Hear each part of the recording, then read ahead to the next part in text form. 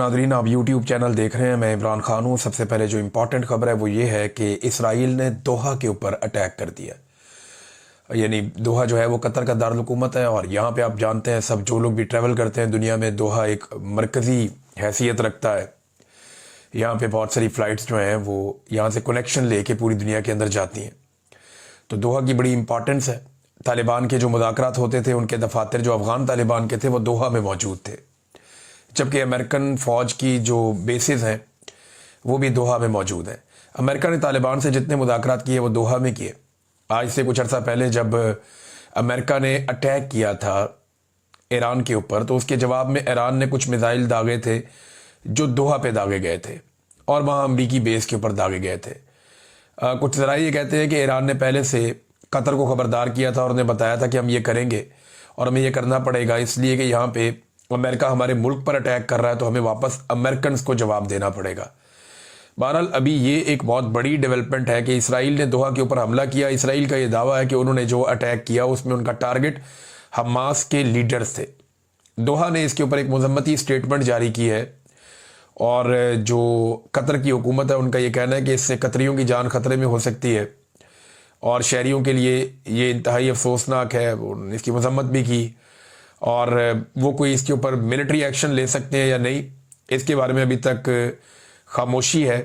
मगर अरब ममालिक के अंदर अब ये तशवीश ज़रूर पैदा होगी कि इसराइल ने अब दीगर जो अरब ममालिक हैं, ख़ास तौर पे वो ममालिक जिनकी तेल की वजह से मईशत बड़ी तगड़ी है, या वो ममालिक जो पैसे वाले हैं, जो इवन अमेरिका के अंदर बहुत बड़ी बड़ी इन्वेस्टमेंट करने का इरादा रखते हैं। आपको याद होगा कि डोनाल्ड ट्रंप ने जो पहला अपना एक पूरा दौरा किया था उसमें वो मशरिक़ वुस्ता गए थे, सऊदी अरब, यूएई, कतर, और इन लोगों ने बड़ी बड़ी इन्वेस्टमेंट का वादा किया डोनाल्ड ट्रंप के साथ और वो चीज़ें पाइपलाइन में हैं। तो डोनाल्ड ट्रंप को भी इसके ऊपर अब जवाब देना पड़ेगा। देखना यह है कि अरब ममालिक इसके ऊपर किस किस्म का रिएक्शन देते हैं। बहरहाल जो पहला रिएक्शन आया कतर की जानिब से वो उतना मजबूत रिएक्शन नहीं था। कतर की दोहा की एक बड़ी इंपॉर्टेंस ये है कि इसको एक ऐसा मुकाम समझा जाता है जहाँ पे मुज़ाकरात हो सकते हैं और सारे ग्रुप्स वहाँ पे आके बैठ के बात कर सकते हैं। तो इसराइल की जानिब से एक ऐसी जगह पे अटैक, ये एक बड़ा इंतहाई कदम है। इसमें खलीलुल हैया एक हमास के लीडर हैं, उनकी शहादत की इतला आ रही है। इसराइल जो है उसके ऊपर बहुत दबाव बढ़ता जा रहा है मगरबी ममालिक की जानिब से भी। अभी स्पेन ने हाल ही में कुछ इकदाम किए हैं, कुछ सहूलियात जो उन्होंने दी हुई थी इसराइल को वो ख़त्म कर दी हैं। कनाडा, फ्रांस, बेल्जियम, बाकी ममालिक आपके सामने रोज़ाना की बुनियाद पर उनके स्टेटमेंट्स आ रहे हैं। अभी सितंबर का महीना चल रहा है, इसकी आखिरी 10 दिनों में जनरल असम्बली अक़वाम मुत्तहिदा का वहाँ पे इजलास है। बहुत सारे लोग आएंगे, दुनिया भर के लीडर्स, और यहाँ अमेरिका दबाव डाल रहा है, कोशिश कर रहा है कि जो ममालिक फ़लस्तीन को तस्लीम करने का इरादा रखते हैं वो फ़लस्तीन को तस्लीम करने के इरादे से बाज रहें। अब ये वो कर पाते हैं या नहीं, लेकिन मामला वहाँ जा रहे हैं। ये जो डेवलपमेंट है आने वाले दिनों में इसमें जो भी होगा मैं आपके साथ शेयर करूँगा। अभी आ जाए फ्लड्स के ऊपर, तो पाकिस्तान में जो फ्लड की सूरत हाल है नाज़रीन, एक नया सैलाबी अलर्ट जारी किया गया है। इस अलर्ट के मुताबिक कराची समेत सिंध के मुख्तलिफ अजला में और बलूचिस्तान में बहुत बारिशें होने वाली हैं, तेज़ बारिशें होंगी। और NDMA के मुताबिक सक्खर, रोड़ी, लाड़काना, शिकारपुर, घोटकी, कशमोर और जामशुरू, ठट्टा, बदीन, सजावल, तरपारकर, उमरकोट, सांगड़, दादू, जैकबाबाद और बहुत सारे अजला में गरज चमक के साथ बारिशें होंगी।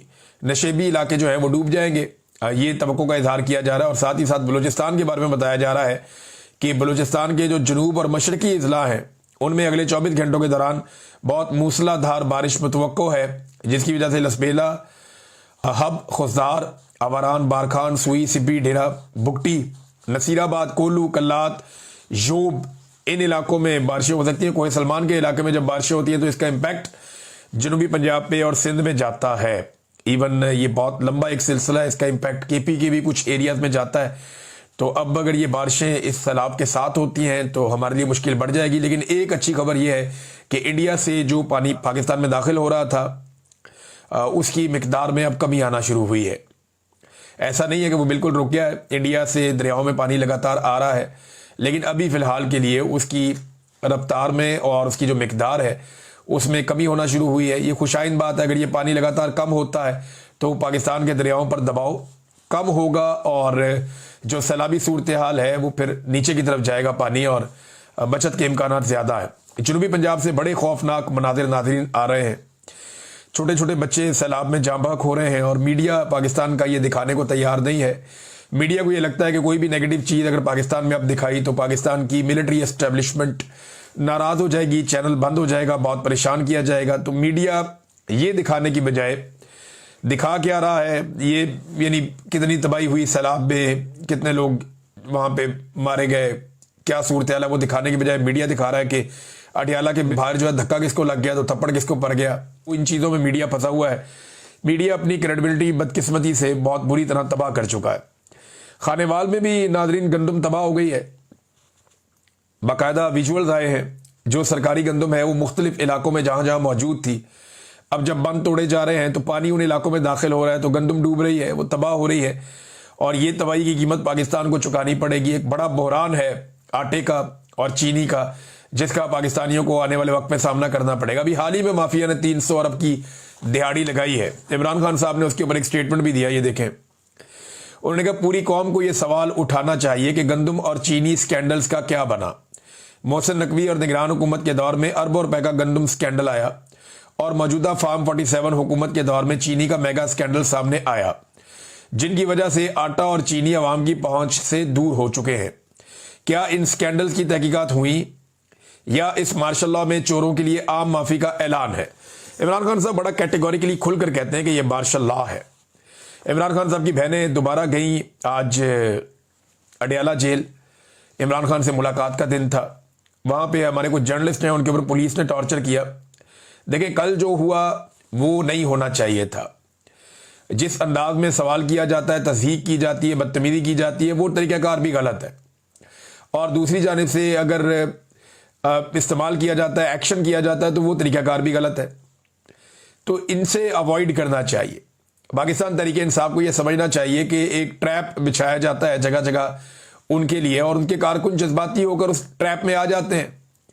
अब ये सबको नजर आ रहा है कि हो क्या रहा है। आज जो शेख आगा सरवर है वो बता रहे थे कि मैं तो बचा के इसको जर्नलिस्ट को साइड पे ले गया, जिसके बारे में पाकिस्तान तहरीक इंसाफ को इस बात की तकलीफ है कि ये बहुत बदतमीजी करता है। वहां पे कहता है मैं उसको साइड पे ले गया तो एक बंदे ने आके मुझे धक्का देकर उसको छुड़ाया कि तुम क्यों इसको बचा रहे हो। और वो कहते हैं जी मुझे ऐसा लगता है कि जैसे पूरी एक मनसूबाबंदी के तहत ये प्लान करके आते हैं कि सारे मामले को खराब करना है। और जो अल्फाज और जो जुमले बताए हैं जर्नलिस्ट, मैं बात कर रहा था एक दो लोगों से, उन्होंने कहा जी बड़ी बदतमीजी वाले अल्फाज इस्तेमाल करते हैं और बहुत अजीब तरीके से बात करते हैं। यानी मरे हुए को क्या मारना, जाके ताकतवर हुक्मरान से सवाल करो, उनकी आंखों में आंखें डालकर सवाल करो। जैसे मैं करता था सवाल, जब इनका तोती बोलता था इस मुल्क में तो मैं इनके सामने खड़ा होकर सवाल करता था। 7 मरतबा तो इन्होंने मुझे मुअत्तल करवाया, नौकरियों से निकलवाया बार बार। पहले भी पुरानी बात है जब मैं रिपोर्टिंग करता था। तो ये कलमा हक अगर कहना है तो जालिम हुक्मरान के सामने कहना है। एक मजलूम बहन से जाकर आप क्या पूछते हैं? आज अलीमा खानम ने जवाब भी दिया। जो